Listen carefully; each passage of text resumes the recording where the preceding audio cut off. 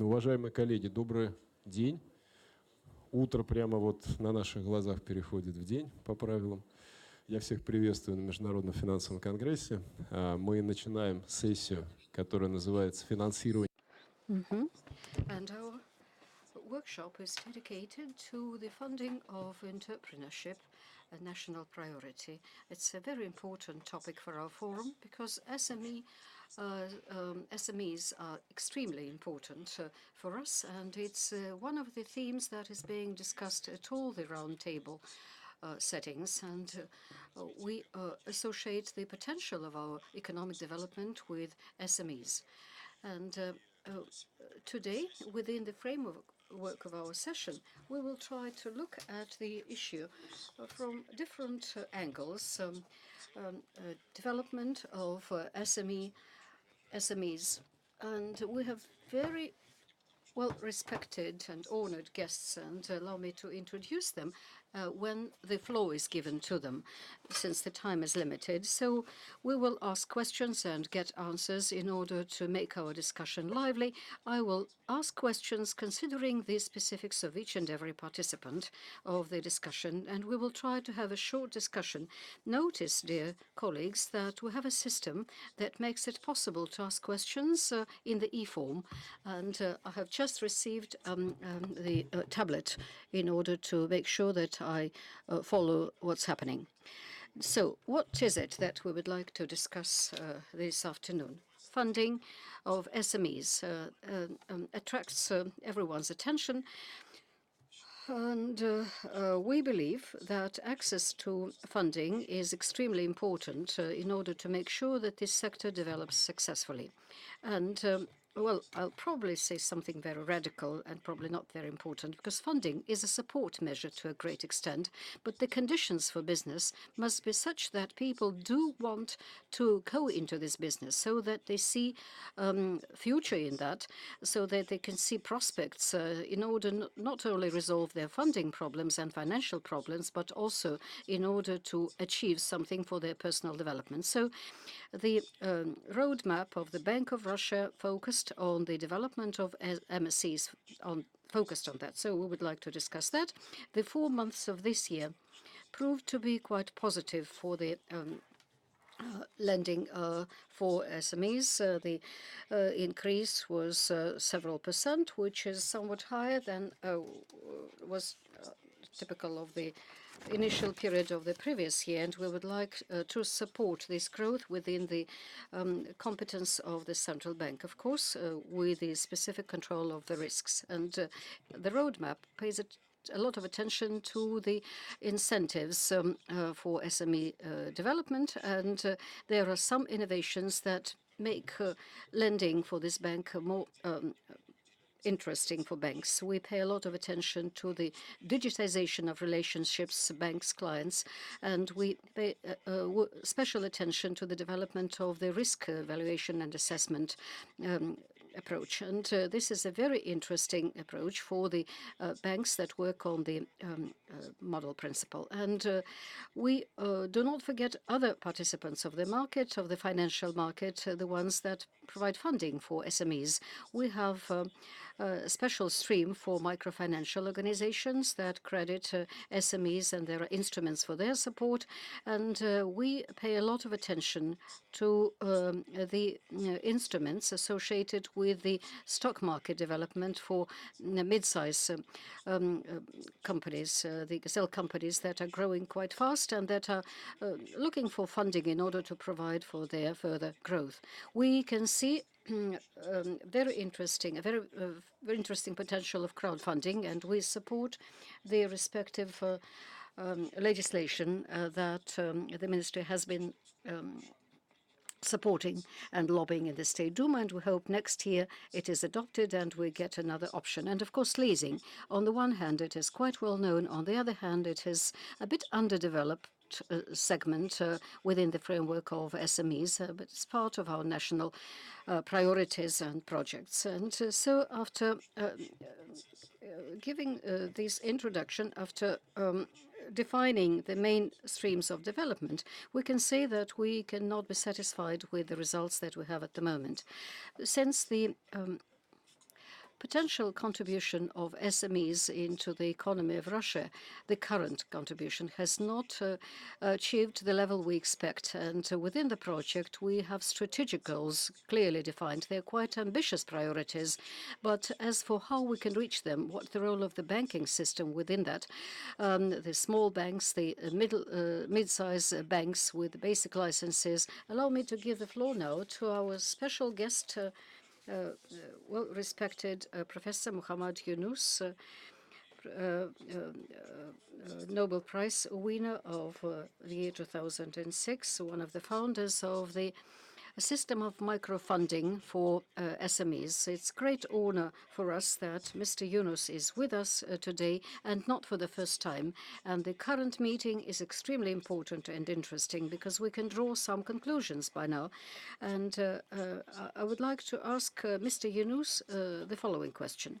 Over many years of carrying out the analysis of what's happening in the world, what are the financial instruments that prove to be in real demand, and they have true potential for the support of the startups, for the businessmen in social sphere? Because in Russia, we work now on the law on social entrepreneurship. So will you please say a few words? Thank you. Thank you very much for inviting me and share our experiences with you. You mentioned about SMEs. I have been complaining about the banking system. The banking system stays way high with the big companies, rich people, and so on. So coming down to SME is quite a move. It's a very welcome move that it's coming down. But we work absolutely way to the ground. SME is too far high from us. It's down from the conventional banks outreach, but it's high from our side, the way we work. SME is still a formal sector, but we work in the informal sector. Our entire banking that we do is informal banking. Even the banking itself is informal. To give an example, these are the people who live, who never had any opportunity to deal with any kind of bank, never heard the name bank at all. So for the first time, they hear the word bank. And the fact that you can borrow from that is a completely new idea. They're used to loan sharks, people who lend little money and grab everything from you.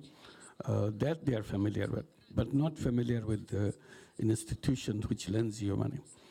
The speciality of this banking that I'm talking about, informal banking, for people who don't have the opportunity to start a business in their life because that finance is not available for them. You mentioned that it's important that financial services be available. It's very important, and that for many years I've been kind of campaigning that credit should be accepted as a human right. It's so fundamental to human being. So I agree with you that financial services should be available. But I would like to underline that not only should be available, it should be affordable. It should be non-exploitative. My complaint is whatever is available is exploitative. So that's no good.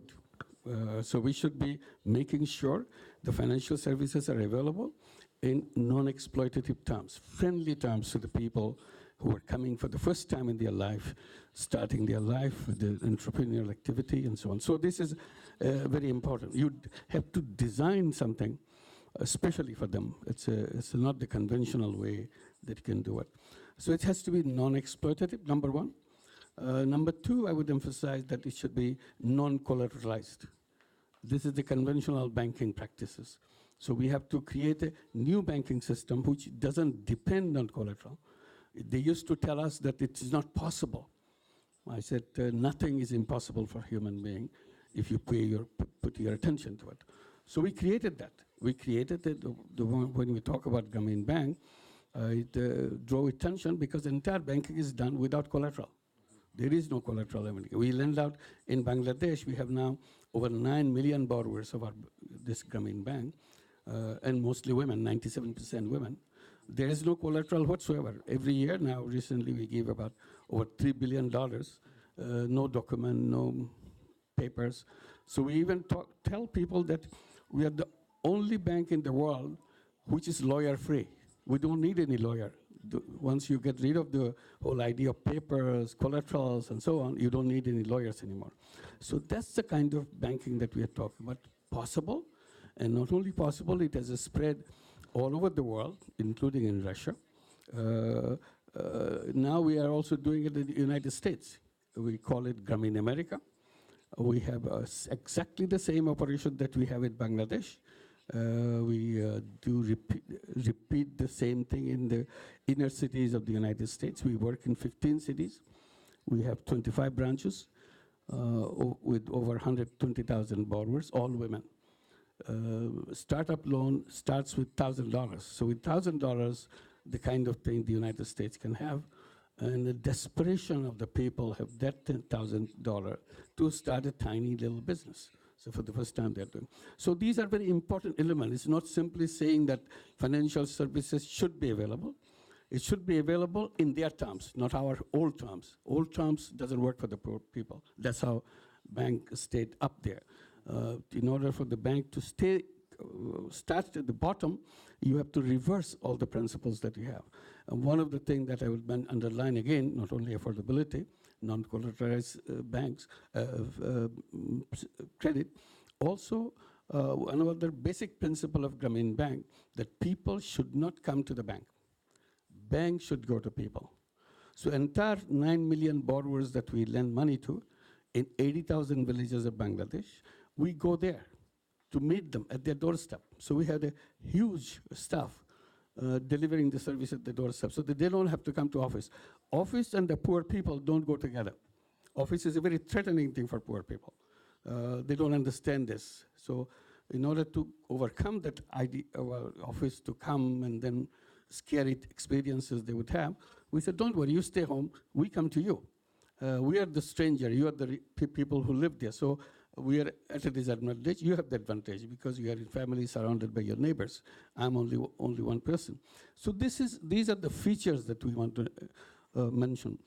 And when we talk about entrepreneurship, another issue that I have been raising, it will be open to discussion if you wish.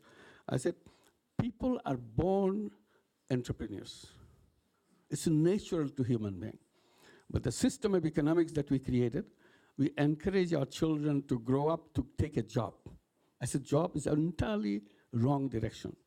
As a result, we created a wrong world by forcing people to become job seekers.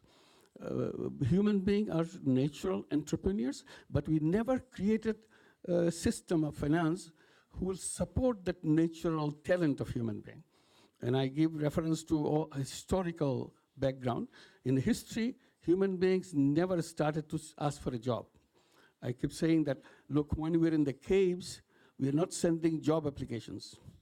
From cave number 5 to cave number 10, do you have a job? We never did that. We became hunters. We became gatherers. We became farmers, not job seekers. That's our history, it's in our blood. But strong economic theory pushed us into seeking jobs. So what we tell in Grameen Bank in Bangladesh, the second generation of Grameen families who are grown up young people, boys and girls, said don't look for job. You tell yourself that we are not job seekers, we are job creators. We are entrepreneurs. So in order to do that, we created a social business venture capital fund. Social business means we are not interested in making money. This is another departure we do. The credit for the poor people should be done as a social business, meaning with no intention of making money for anybody, but to solve the problem of the people. So we created a venture capital fund, asked the young people to come with business ideas, and we invest in their business. It's not a loan, it's equity. So we become partners. So we work together. And if they are successful, they may repay the money back to us, and they become the full owner of the company. So now thousands and thousands of unemployed young people come with business ideas and become entrepreneurs. That space of entrepreneurship is not yet included in our idea of banking, in our idea of financing, and so on and so forth. So these are the issues that I would like to raise with you and take it from there. Thank you very much. Да, Спасибо большое. Я честно скажу. Thank you very much. It's not for the first time that I listen to Mr. Yunus, but every single time I'm charged anew with his energy, with the inspiring part of his presentation. Do not wait for anything to happen. Just start doing.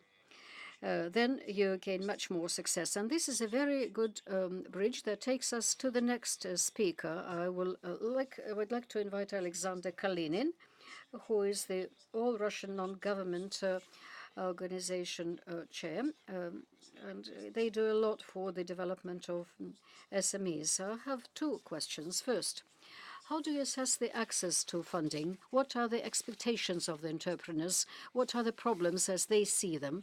And the latest surveys have demonstrated that many young people indeed want to build their career not in business, but rather in large companies and state corporations. And that's exactly what Mr. Yunus is talking about. With this sort of ideology, it's hardly possible to build a strong SME sector. So with this approach, what can be done, or what should be done in order to change the attitude to small and medium-sized business, particularly among the young people? Two rather complex questions, and you have just 10 minutes to answer them. Во-первых, Well, thank you very much. I will probably start with some general remarks of what we understand about financing for small and medium enterprises.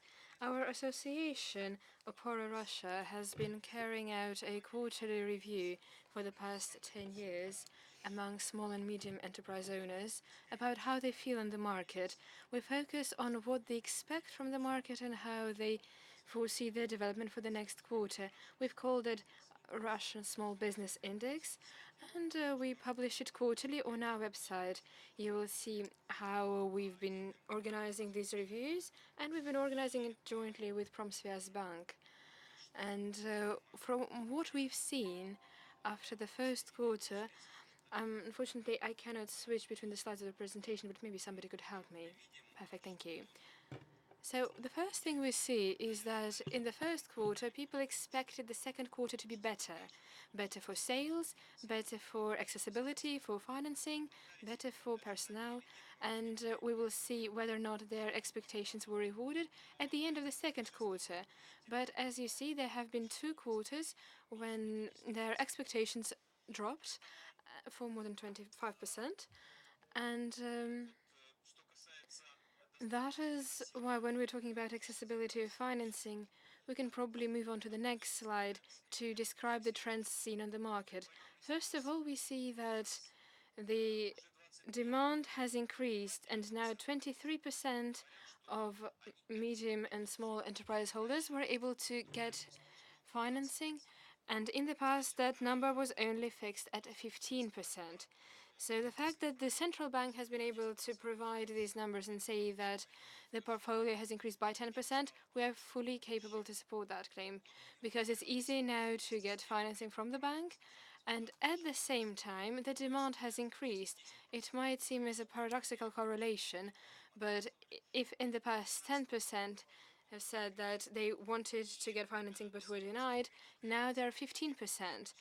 And those who seek financing from banks, you will see that in the fourth quarter of last year we see 75%, but now that's only 62%.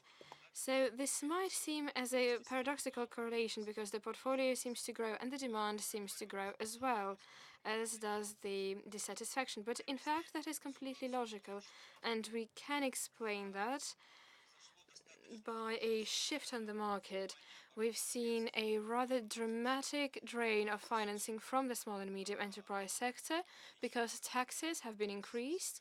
As you all know, they were increased on the 1st of January. And for medium and small enterprises, we've also seen a decrease across 32 industries for benefits, and tariffs too have increased. This also means that demand continues to grow, and grows in ways that often do not correlate to the general economy, which means that the demand that we see currently on the market, demand for loans, has increased quite dramatically for the small and medium enterprise sector. People do need those loans just to replenish their accounts. And we have seen the central bank's reaction to that. That is reflected in the fact that people try to get financing from the consumer field. There has been also a dramatic increase in the economy itself in terms of financing seeking, but we also see that state and government-funded programs, including programs started by the Ministry of Economy of the Russian Federation, have fallen behind these changes. For instance, there has been a national project on accessibility of financing, and this year they were supposed to issue 1,100,000,000,000 rubles for financing small and medium enterprises, but so far they have only issued finance packages for 8.5 billion. They have only issued 50 billion as for the 1st of July, and we can say that this financing and these loans, unless anything changes, will not raise to the set threshold of 1,100,000,000,000 Russian rubles. And here we are completely in agreement with what the head of central bank, Elvira Nabiulina, has said, that this program should focus on small banks, first of all, and so far not many of them have joined the program due to certain regulatory problems. And we also see that banks don't show a particular interest in joining this program, because if they get 2.5% for small business in subsidies for loans issued for these small enterprises, the figures are quite different for other fields, such as agriculture, where it reaches 5%, and if they're focusing on export, we see numbers as high as 4.5%, which is why the numbers for loans for agricultural development have soared, but the program called 8.5 for the small and medium enterprises has seen a decrease and has not been developing as we'd expected, which is why we think that measures should be taken instantaneously to help implement this program, because there is a certain risk that the 1 trillion promised in financing will not be issued by the end of the year. I think this is one of the main questions that we are planning to ask during the plenary session. We have prepared our packages. We know that the banking industry is also preparing their proposal, and because the tasks set by the president of our country have to be implemented, have to be realized, I'm sure that the colleagues and the experts present in the hall will find the narrow gaps and the issues we still have to cover, and these problems will be solved in no time. As for the second question, whether or not the younger generation will be interested in joining the ranks of entrepreneurs, there is no direct answer to that, because there was a decision taken, and it was a landmark decision which concerned the Opora Russia Association and some other NGOs. That was the decision on the information campaign and the awareness raising campaign to stimulate the younger generation and the young people of today to join the ranks of entrepreneurs, and that was the first time that this was included as a separate item on the national program. I was very, very proud to be selected to lead this pilot project. Normally this is a task for ministers, for deputy ministers, so you can see how that is a very huge responsibility. And we saw a tender played in June, and the total winnings rose to 750 million. And as far as I'm aware, the Synergy Group won that tender.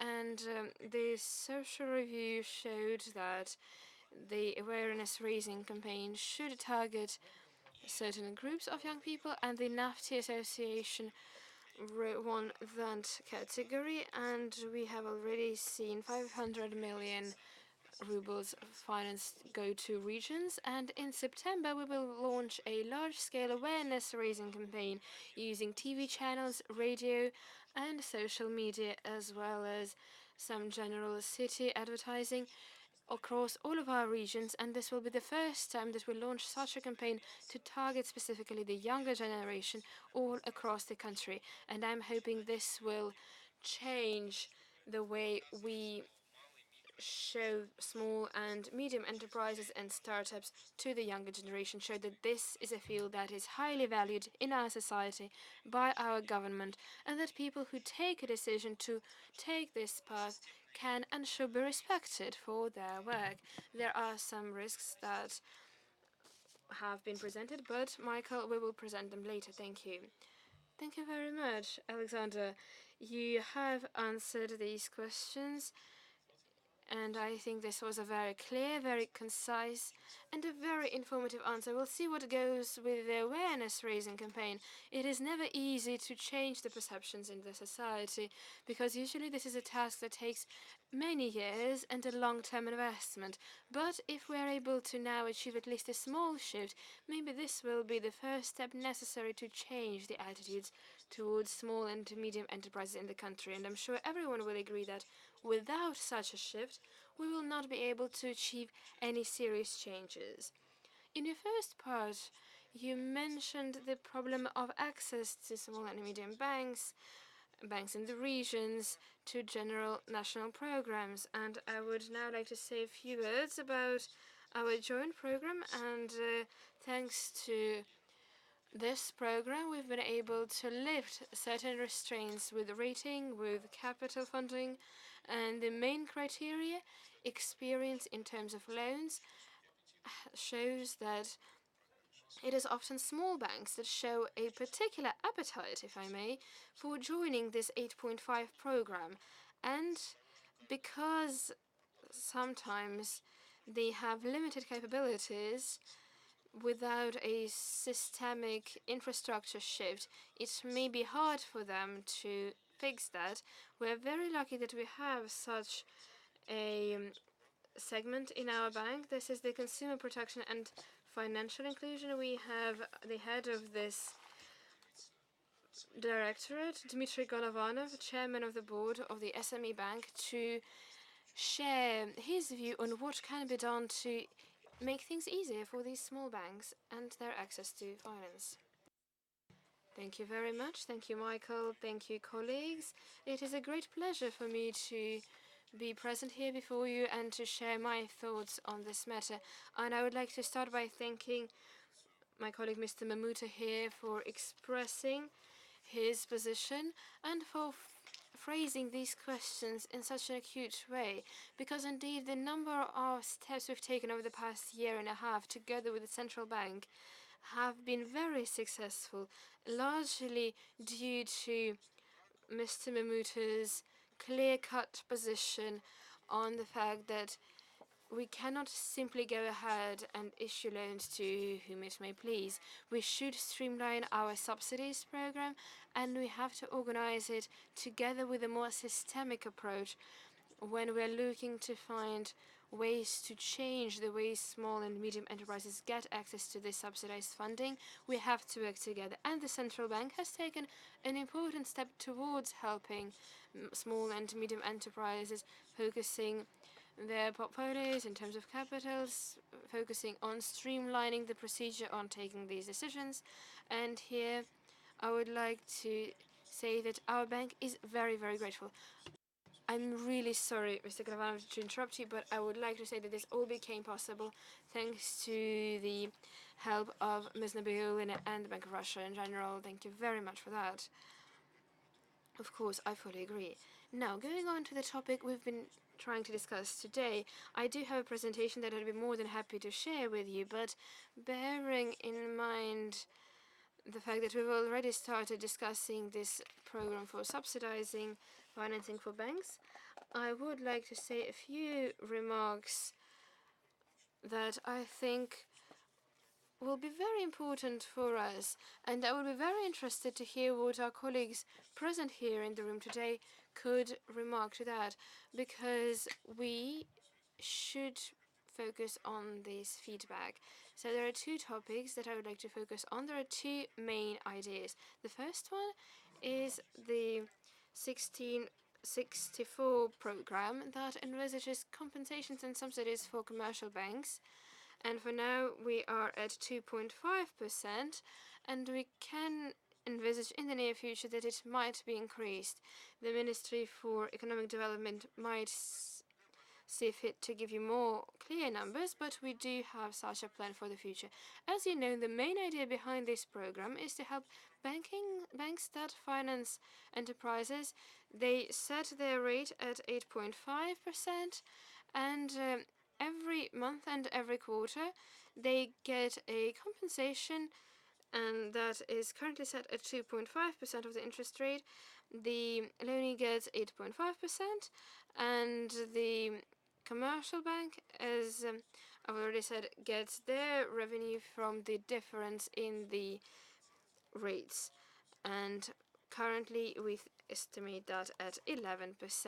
The average figures for the market can be at 13 and 14% for small and medium enterprises, and it seems that everything is good and the situation is quite alright. But last year we've noticed that the situation is not fully on board, and perhaps that is because in the past the previous projects still let the difference between the previous rate at 6.5% and the current rate at 8.5% interfere with the numbers.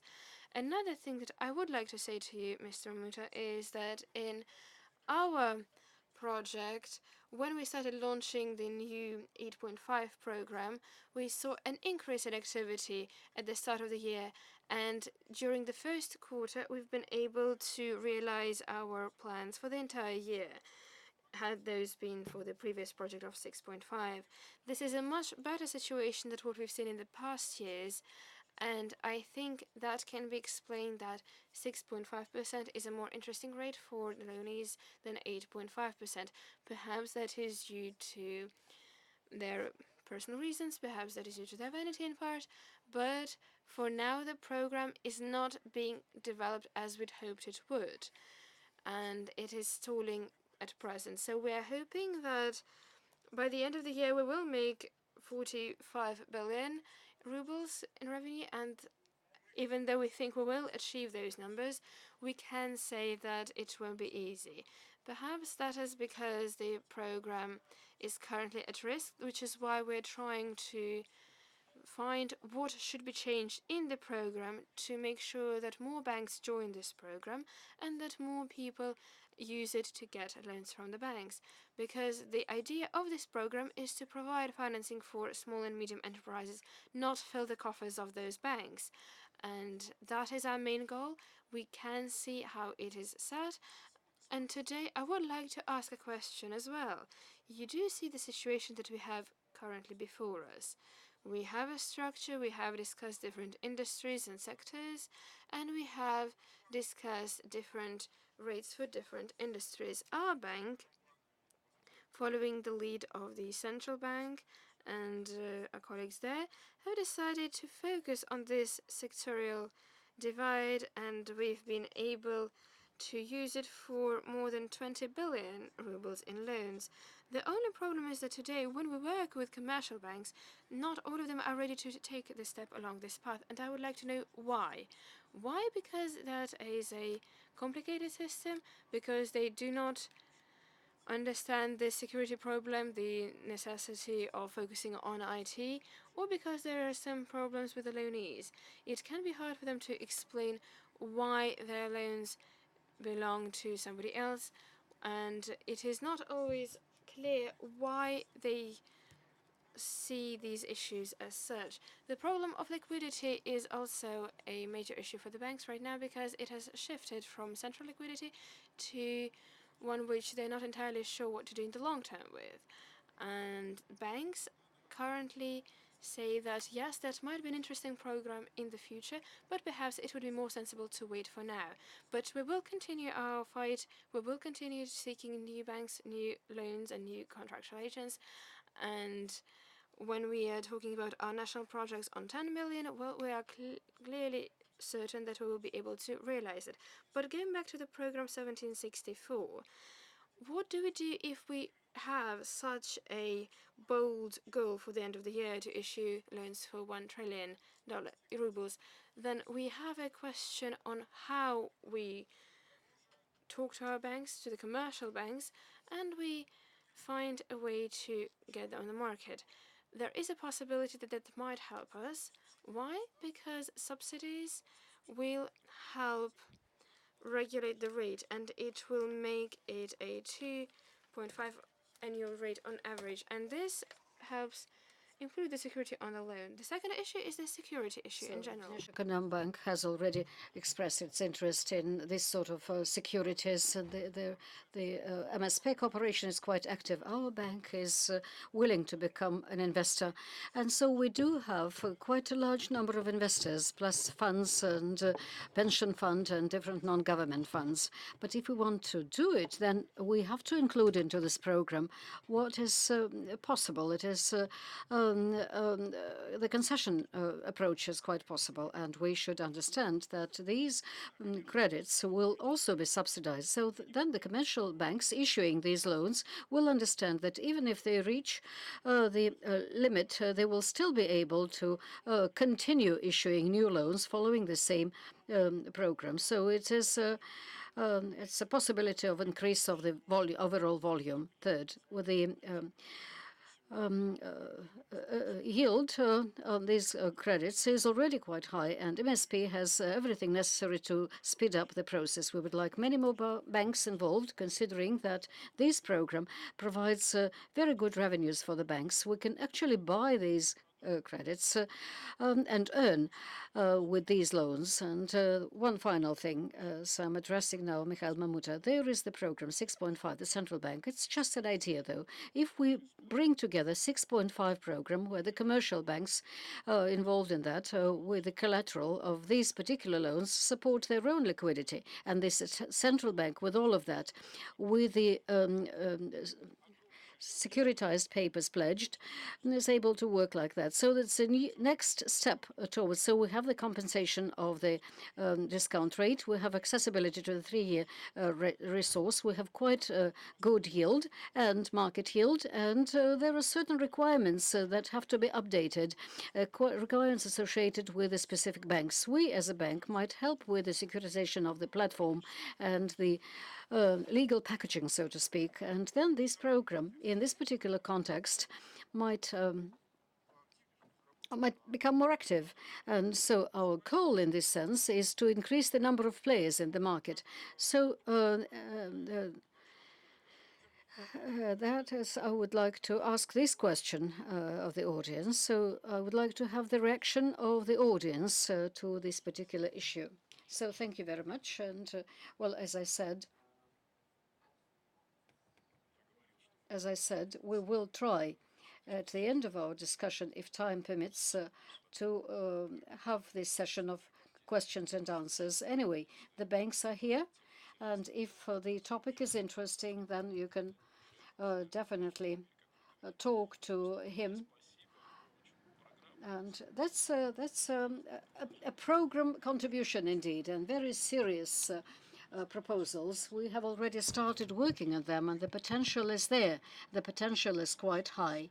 So we should discuss this matter with the Ministry for Economy and work on a common approach. Securitization is approved by us. We understand that it supplements the capital for small banks. That's most important. And there are not just loans that foster the development of the banking sector. We forget about alternative mechanism. And in the national project and in the roadmap, we're trying to remedy this situation because certain alternatives to bank loans, particularly for mid-sized businesses, do exist. And the stock market, the market of bonds, the market of the placement of shares. It's a new topic, but still quite a lot has been done sufficiently for the discussion of this matter. And I will invite Gennady Margalit, Executive Director of the Sector for Innovations and Investments of the Moscow Exchange, and they are our partner for the development of SME sector. Yes, remember the time limits. Right. So thank you, Mikhail. I will try to be very brief. Indeed, there is such particular goal, And there are instruments associated with the stock market. Well, up till now, this has been perceived as something quite exotic, alternative. But still, I would like to say that it's a very important field of our work, and the importance of this particular approach is greater than the quantitative aspect. Because at the stock exchange, you will find the most ambitious, the most transparent, and the bonds are extensively used nowadays, of course. But the main motive nowadays, and here is what we can find in the subconscious of the entrepreneurs. They think about the IPO, about the public capitalization, even small companies, if they decide to go into that, and that's a cross, a heavy cross for many, as you understand, for small companies, because they have to comply with all the requirements. They need to work with the financial market. They have to work with analysts and investors, and they have to disclose information. So if we aim at economic growth, and Madam Nabiulina has mentioned that, it's always is based on success stories and the exchange and our growth sector. That is exactly what we can speak about as an accelerator that helps us find those unicorns or whatever, those mythic and mystic animals that will grow, and that will probably be the basis of the economic growth and might turn into the national leaders and national champions. But as for what has been done, and as for the plans, briefly, now we're past the testing period. The infrastructure has been created. The ecosystem has been created. There are intermediaries. There are rules of the game clearly defined.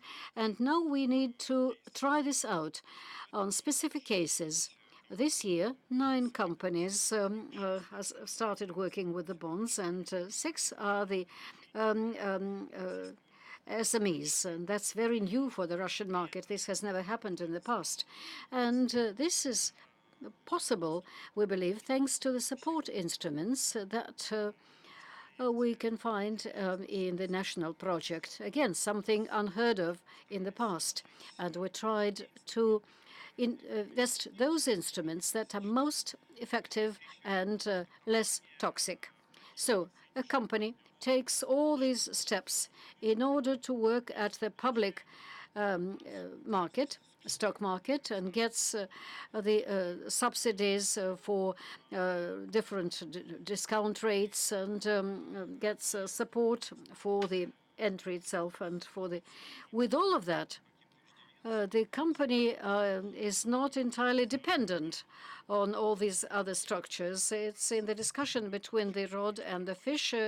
It's the rod, and the company becomes public. And then, without any subsidies, they can place bonds, and in the future, they might think about IPO. And that is the meaning of this particular move towards SMEs. And that is the purpose of the work of our growth sector that we are building together with the counterparts. And let me mention MSP Bank and MSP Corporation, because they have different instruments, the instruments of warranties, of trusteeship, and all this is very important at the stage when the market is being built, when the critical mass needs to be accumulated, and then next everything is going to just to roll off.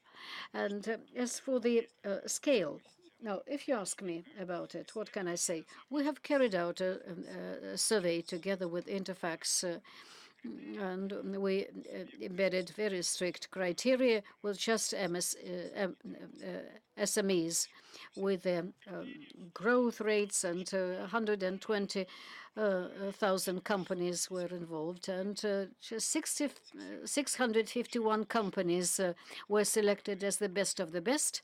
We removed different sectors out of this whole set, and so it's manufacturing, commercial companies, agriculture, transport, so quite a wide range of different sectors and companies.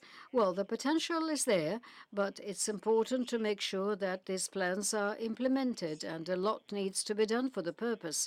It's one thing to have the support instruments, it's one thing to have specific cases, but it's also very important to talk about this to the entrepreneurs, and we have great plans concerning marketing, and that's our next step.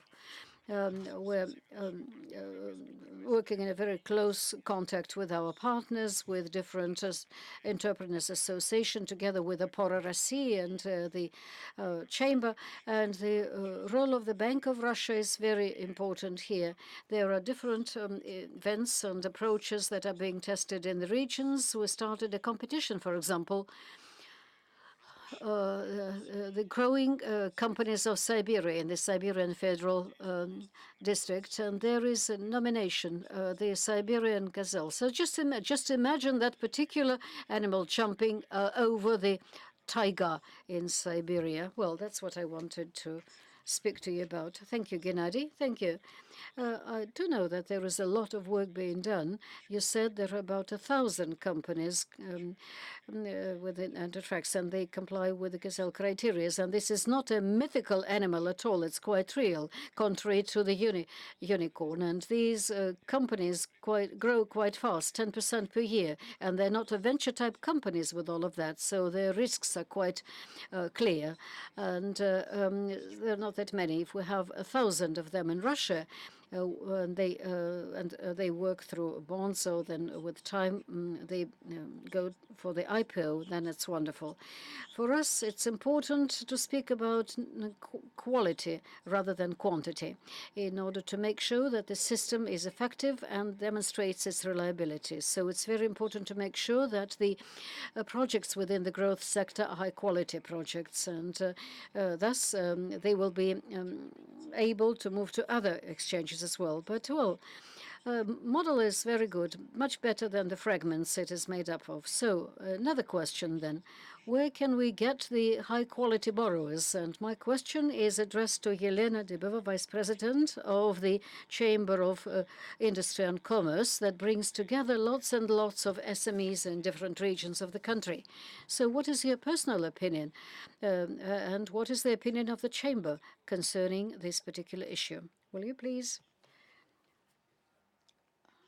Well, thank you very much. It's wonderful to be able to speak at the session.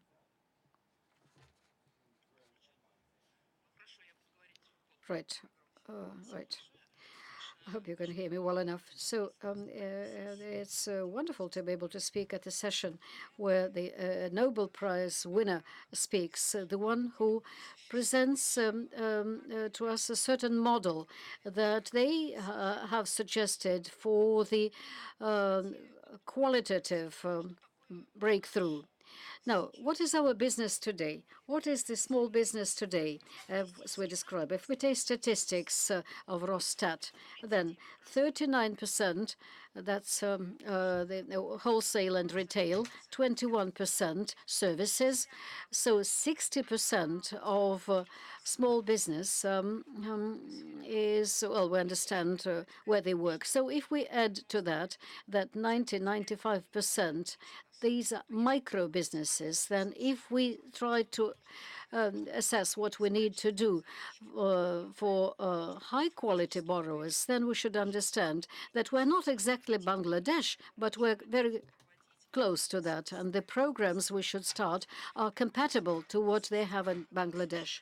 So this system, when there is collateral with crediting, will never provide, under the present-day conditions, a possibility to have a breakthrough, because most of our borrowers do not have the collateral. Services, commerce, work like that. We understand the banks that definitely want to have an entrepreneur with a plant, with a factory, with the workshops, equipment, the chocolate clients. Well, everyone wants to work with them, but we need to work on on creation of this sector. But how is that possible if we have so many constraints? We, and when I say we, I'm talking on behalf of the micro business. We are greatly interested in making sure that the regional banks work together with us. The regional banks are not involved in to this program, the national project, and this is a great risk. Crediting is possible with collateral, but collateral is not available. The regional banks and the regional businesses know each other quite well, and the regional banks are also limited in what they can do. They're limited in crediting small business. As for collateral, we have carried out optimization and digitization. The whole of the micro business now has cash registers. If we do that, we are doing that not only in order to sell the cash registers, no, at least I believe it's not the purpose. But if we have done that, let's let them free. We can see what the turnover is of micro business. We do understand what their clients are, what they buy.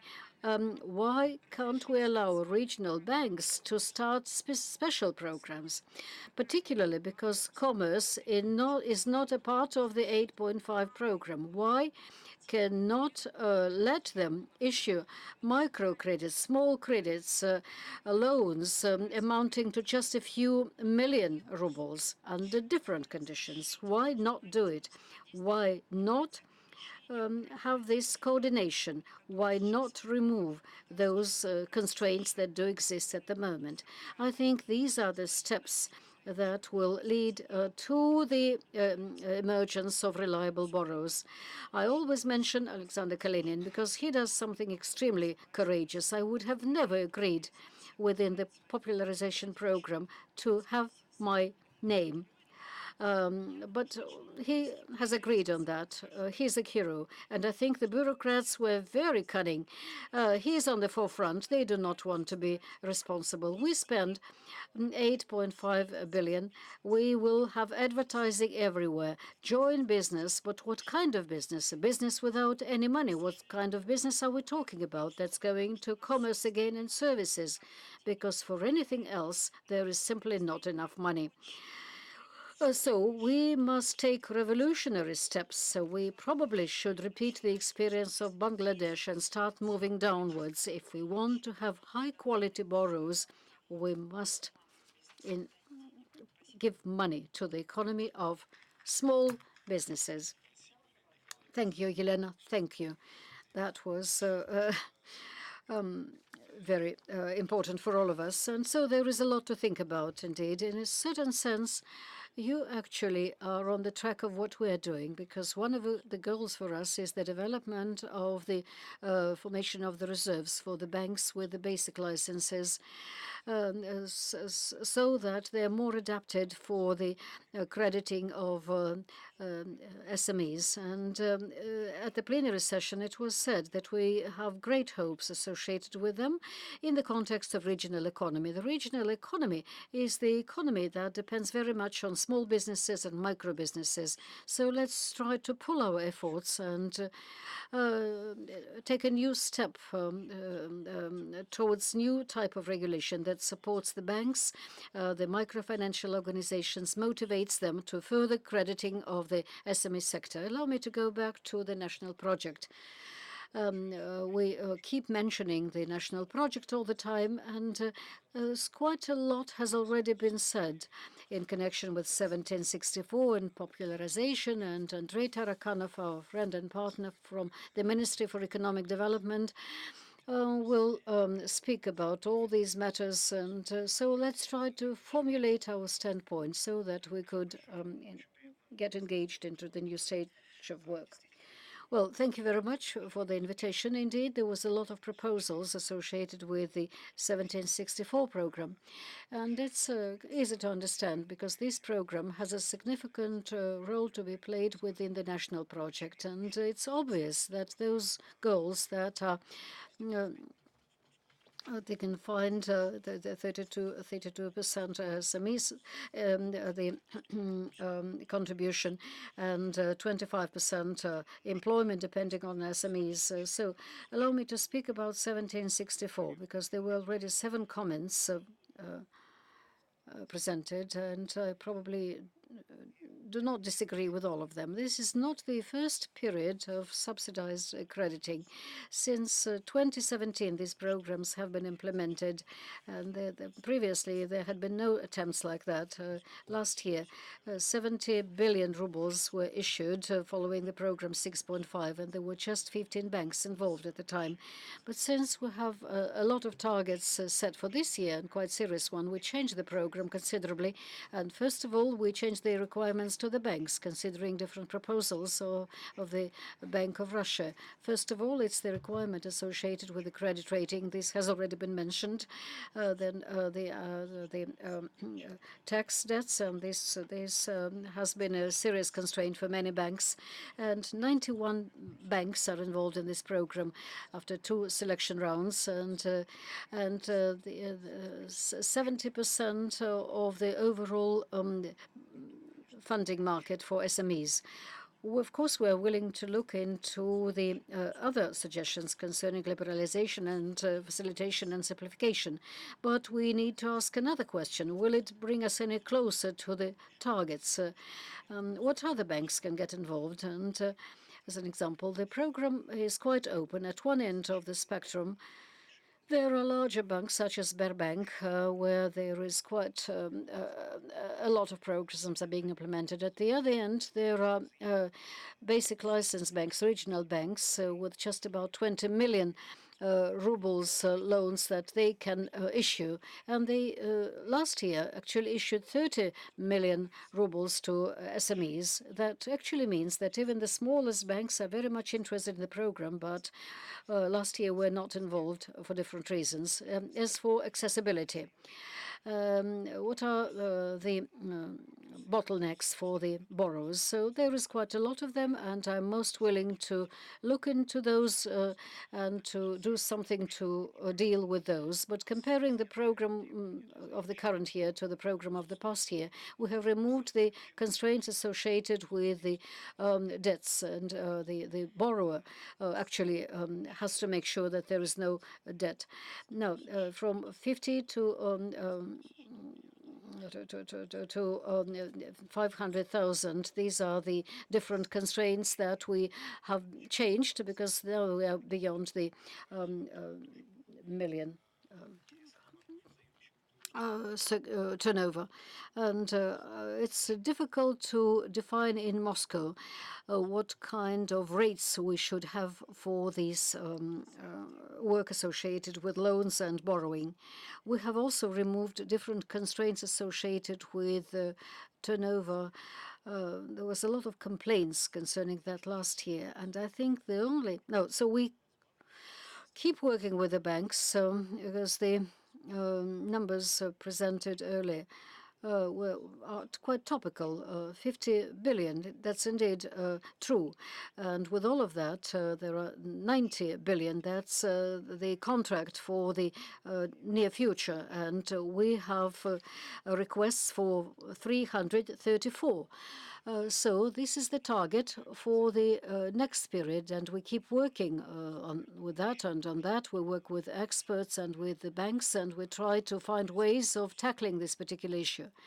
And the cornerstone at the moment is the discussion with the banks.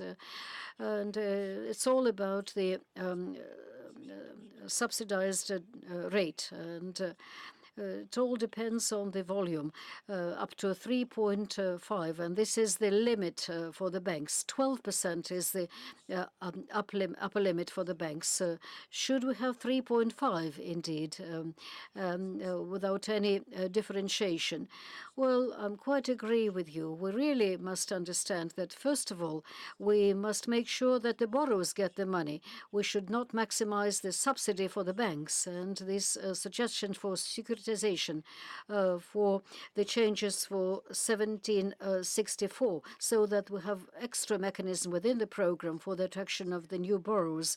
And the banks should be stimulated in order to look for the new borrowers. And this is all associated with the liquidity issues, with the risk issues. And this is an approach that is much more rational and the expected approach that we're willing to discuss today. Позитив.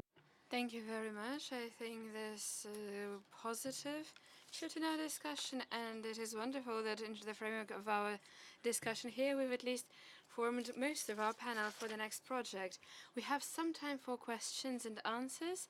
We've been quite efficient with our time, so the only request I have to you is to introduce yourself and to be quite brief in your questions. The first question is Vasily Vysakov from the Central Invest Bank. I can introduce him because I actually know him. It's wonderful that we can use our personal connection for speaking in public. Nothing about personal connection, just introducing yourself. That is true. I represent the Central Invest Bank, and at least half of our portfolio is portfolio for small and medium enterprises.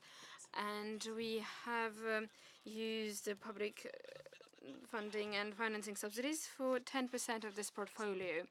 So 43% of the budget for these first 2 quarters have been used, and we are certain that we'll be able to use the next.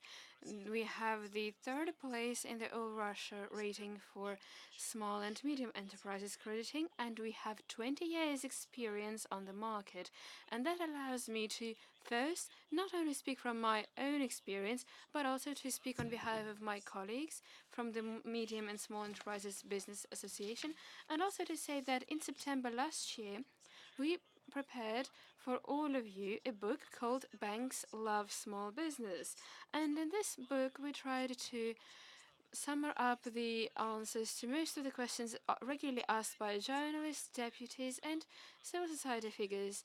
And it is very sad that not everything we wanted to include in that book was included in the final version. So I would like to repeat just 1 or 2 passages. First, we shouldn't use any normative decisions on banking. We already have the necessary regulations in place, and banks already know how to use them to their advantage. Second, we shouldn't hope that there will be more regional banks and suddenly they will run to issue loans for SMEs. That is not really a valid representation of what's happening on the market, because our research has shown that regional banks simply copy almost in full, almost to the final letter, the decisions of national banks. They work with bonds, they play on the stock exchange, and we shouldn't really suggest that SMEs are indeed such a big priority for them. Third, what can we improve in the way we build our relationship with the banks? Even using our own experience, we can say that 10% of the budget, even for us, is allocated to these programs. That doesn't mean that the other questions are not important, that other industries shouldn't be included in the program, but that is just a fact of life. We shouldn't have any illusions, because the only thing that goes to public subsidies is only 4% of activities credited by our banks. That is why banks use very good tools to at least support the SMEs, and that is why all of them have been so happy to step onto the path of digitalization. The issues we've seen working with regional banks, regional associations, and SME regional groups, we have seen that public subsidies that have been mentioned in the latest regional meeting in, for instance, the Rostov region, should be sent to limit the tax subsidies for the regional banks. That will already be a huge step forward. And the second step, and here I would like to thank my colleague Mr. Kalinin, it would be wonderful if you could take those money, the sums you have received, and return it, because this money should be returned to the protocol service in order to realize the one and only necessary step to support the awareness-raising campaign for SMEs all across the country. And the fact that the president supports that, the fact that they're ready to extend their hand to SMEs, will already help. And we can introduce different measures, some simple public awareness raising campaign, use the image of the president and his involvement in the SME sector. And in that case, we will see the overall landscape shift in just 6 or 9 months, and that will also influence the sanction situation. Well, thank you. My colleague Vasily is indeed one of the longest standing players on the accrediting market. And if you have any other questions, colleagues, we have some time, maybe just a couple of minutes. So we can probably ask 2 questions. Yes, if you could approach the microphone, that would help us enormously. Good afternoon. My name is Tatiana. I'm representing the Microfinancing Association, and I have a question for Minister Yunus. We are colleagues and we are huge fans of your work. My question is the following. We have tried growing micro businesses into SMEs. It is an incredibly complex process. It is a very demanding process, and it means that we have to invest a lot of energy and show a lot of commitment.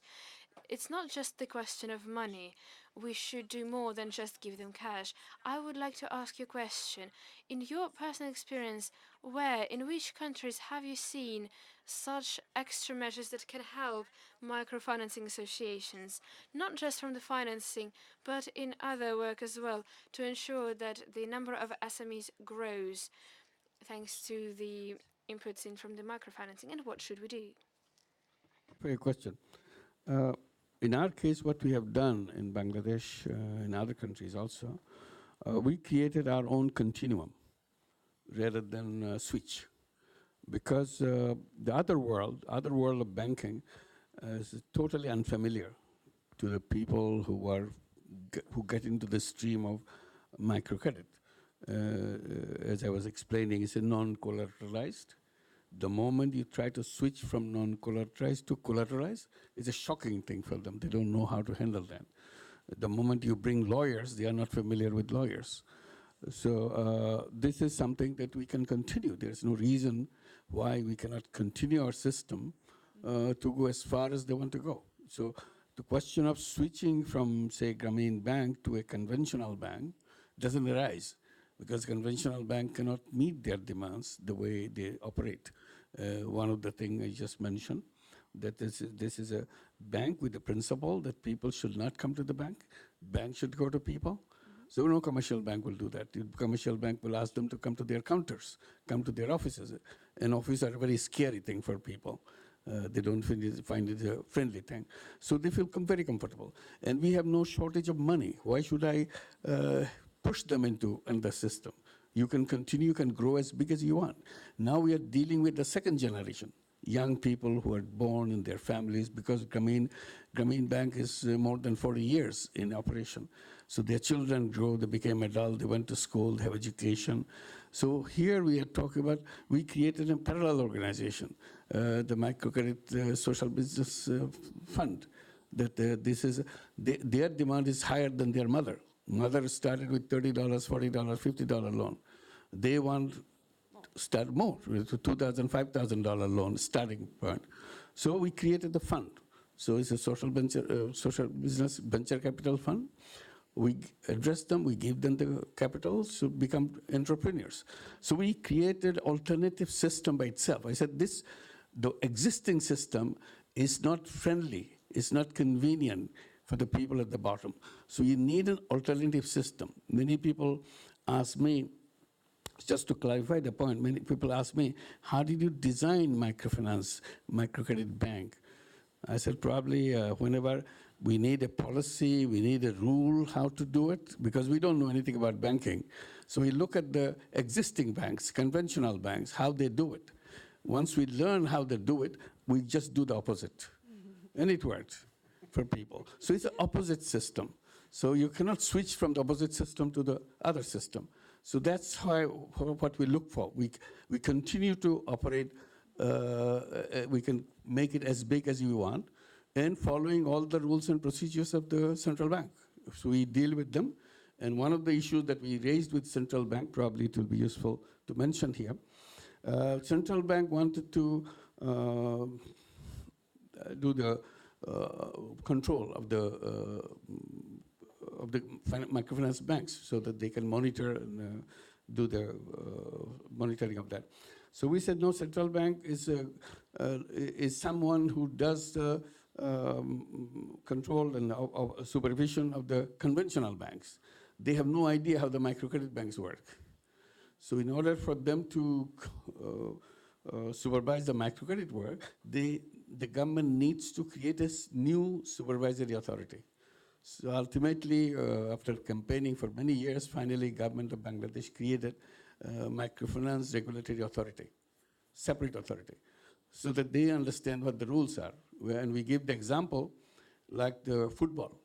I said there's an American football, there's an European football. So if you want to bring the coach from the European football to train the American football, it will be a disaster. So I said, we call it bank, but these are two different kinds of banks. So you don't bring expert from one to the other. So they have to have different kind of. So we continue with that process.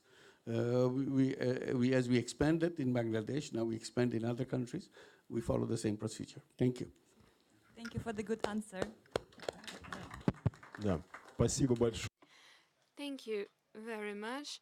Perhaps the final question, and then we'll move on to conclusions because we'll have to head out to lunch, and we really shouldn't stay in the way of between people and their lunch break. Natalia Chernikova, Prime Agency. We too work quite extensively with analyzing crediting for SMEs, and we even took part in the Bank Association of Russia with our presentation, and we've seen that only a small percentage of loans for MSEs goes to the banks. That's less than 10%. And here we have a question. We talk about these programs and support mechanisms, regulating innovations and new strategies. Why don't banks issue loans for SMEs? Or why do they issue but in not a sufficient amount? And I think that here there is a problem with the high price of risk assessment for such borrowers. Here we look at the program from different sides. On the one hand, we support them and we talk about how to give access to banks with this program. But on the other hand, the regulating mechanisms are quite tough with their criteria, for borrowers especially, which makes crediting quite expensive and getting these loans also a very challenging task. So I don't really see many SMEs that get those 12%. Usually it's very hard for them to get even 14 and 16%. So I do have a question here, the suggestion that we bring down the risk assessment procedures using online monitoring and other instruments. But what can be done and what is being done in this field to try to bring them together and bridge this gap? Thank you for this question. I'm sure this is something that could be used for a separate discussion panel, but I will try to answer it in brief. Everybody has their own truth, and that truth is different depending on which side of the barricade you find yourself. But to better explain the situation, I can say that during the past year and a half, we have taken out most of these barricades out of the equation, and we've created better subsidies. So the system is much better now, and we have brought down the responsibility for the banks and for consumer loans in particular.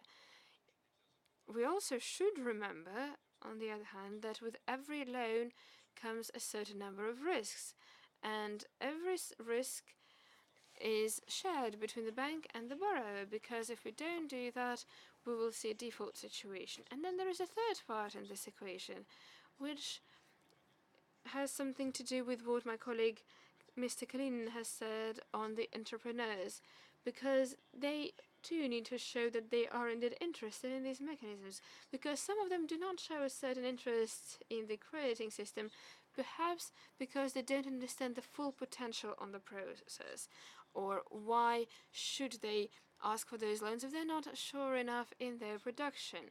So this is a very multifaceted question, and we shouldn't try to look at it in a very narrow way. We should see that if we raise loan capabilities, we will run the risk of defaulting the system. So we should find ways of increasing capabilities of SMEs with the aim of ensuring the further development of the banking capabilities, and then we will see full support for the system.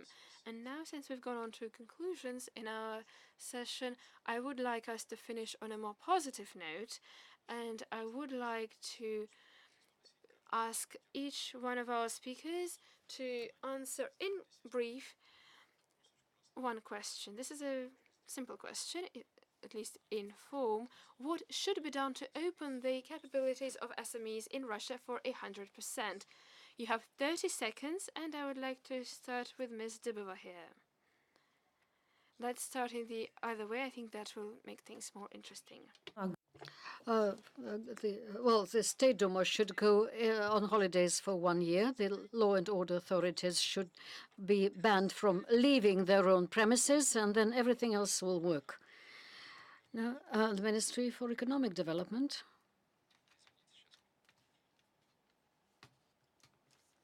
Andrei? No, since I represent the Ministry for Economic Development, a very dull question. Everything is there in the national project. We just have to do everything possible to implement the plans. Well, that's not that. That's quite a lot. Gennady Margalit. Another dull response. Well, we need to have for the IPOs for small companies. I hope this happens soon enough.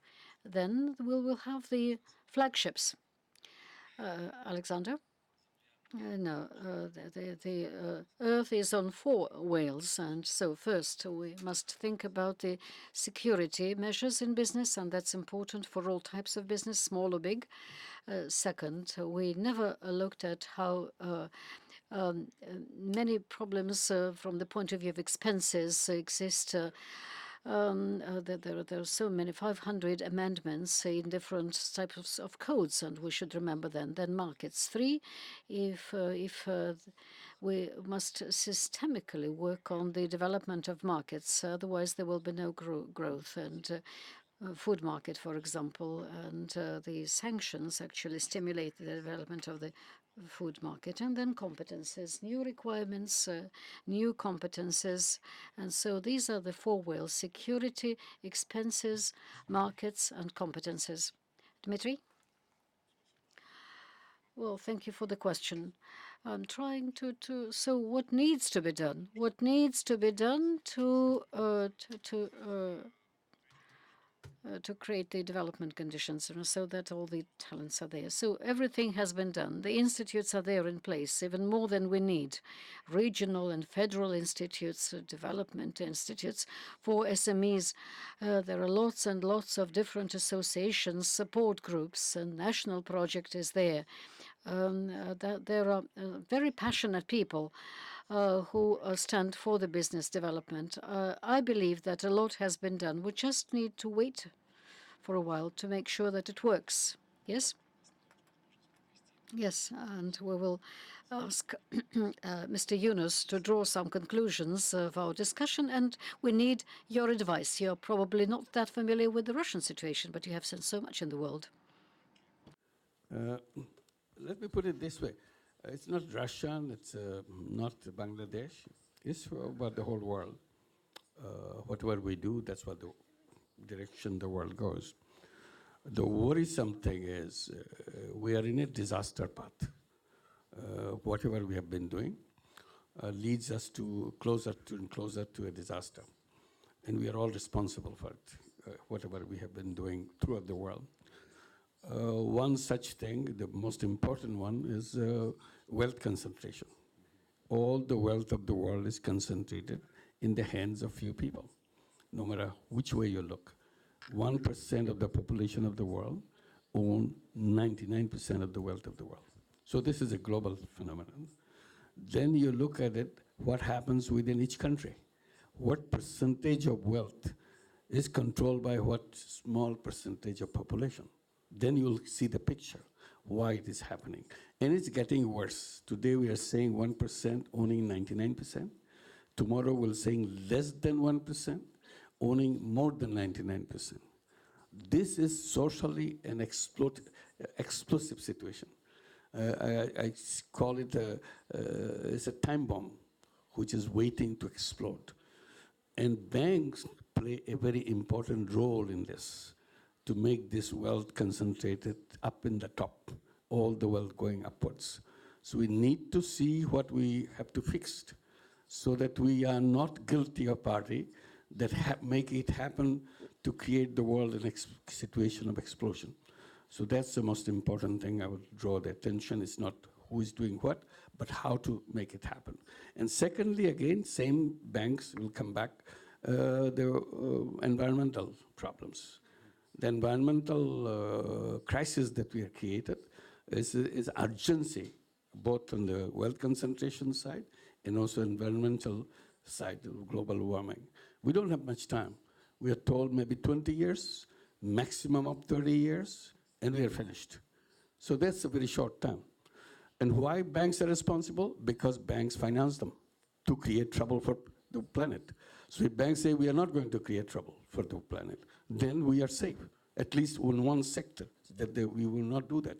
But merrily we talk about it in seminars that we are in danger and go back and finance them to do more of those crises that we have. So that's where bank plays a very important role. I'm not blaming an individual person. As an institution, we have got used to that. So we have to redesign the institution so that we don't do that. That decision has to be taken now because we don't have much time left. Thank you very much. Спасибо.